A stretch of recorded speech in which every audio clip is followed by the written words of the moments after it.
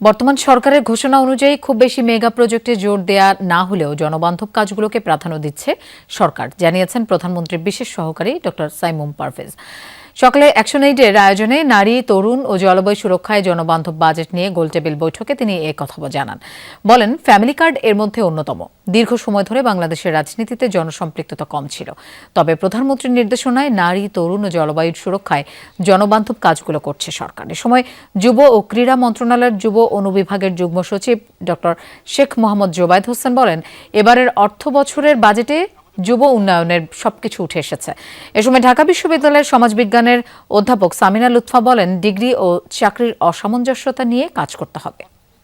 অংশগ্রহণে একটি বিশেষ গুরুত্ব পাচ্ছে জনগোষ্ঠীর সেবা করার কিভাবে এই জলবায়ুর দৃষ্টিকোণ থেকে সেটা দেখা এবং সেটার কতটুকু গ্লোবালি আমরা কতটুকু সুবিধা নিতে পারি, সেটার কিন্তু একটা চেষ্টা আমাদের মধ্যে রয়েছে। আমরা একটা প্রস্তাব পাঠাচ্ছি অর্থ বিভাগে, অর্থ মন্ত্রণালয় আমাদের যে ওই যে ফান্ড, যুব উন্নয়ন অধিদপ্তরের যে ফান্ড, সেটাকে ডাবল করে আমরা 1000 কোটি টাকার প্রস্তাব করছি। 2026-এর ইলেকশন বাংলাদেশের নারীদের জন্য, নারী আন্দোলনের জন্য ভয়াবহ ধরনের একটা লজ্জার অধ্যায়। এটা কি করে ওভারকাম করা যাবে সেটা এই সরকারকে অবশ্যই খুব দ্রুত তাদের পলিটিক্যাল উইলটা আমাদের দেখতে পেতে হবে।